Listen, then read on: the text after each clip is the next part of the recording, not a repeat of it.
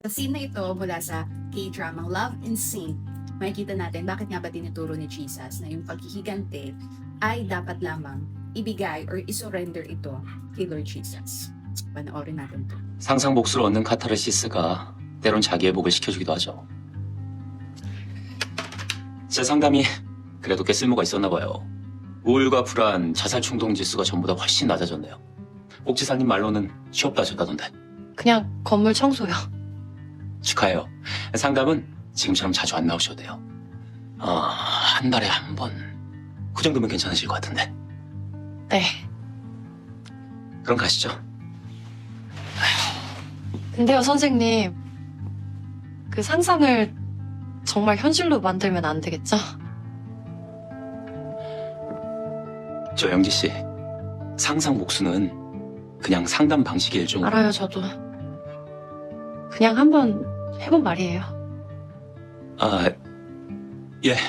아이고 멍청하다 걔가 5천을 통장으로 쐈다니까. 아우 세상에 어떻게 이렇게 띠빠가 새끼들이 많냐 이게. 제발 내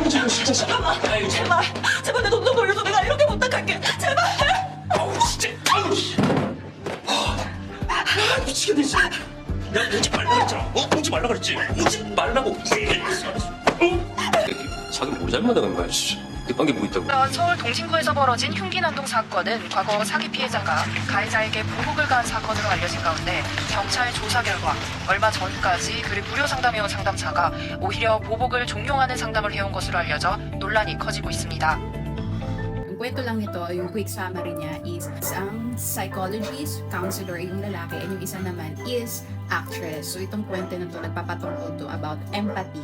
Kumbaga, maganda tong panoorin kasi ma-enhance or maintindihan natin what is empathy. Kasi nga lalo na sa mundo ngayon, 'di ba? Halos tayong mga tao na sanay na tayo to be entitled, no? Nawawalan na tayo ng pakikipagkapwa-tao at hindi na natin iniisip yung nararamdaman ng iba, mas nakafocus na lang tayo sa sarili. So maganda to panoorin para malaman natin what is empathy. So ang ganda lang nung scene na to, tumatak siya sa akin dahil nga it talks about revenge. Ito kasing psychologist, counselor na ito, yung lalaking ang bida. Parang ginagamit niyang way to heal people na nagsasuffer because of depression and anxiety is yung parang reverse yung ginagawa niya. Parang binibigyan niya ng mga tips or payo about revenging sa ano nila. Ginagawa niya itong motivation. Pero doon sa scene na yon, nakita doon na hindi siya effective.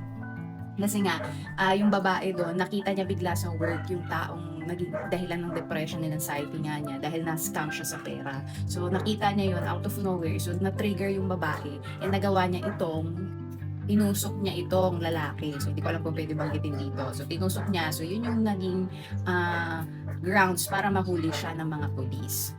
Ending, ayun, nakagawa din siya ng kasalanan na lumabag siya ng batas at yun nga, nanakit siya ng kapwa niya tao. So, gets naman natin yun, talagang nakakagigil naman talaga pag may mga taong inaabuso tayo o ginawan tayo ng masama. Pero doon papasok itong verse na ito.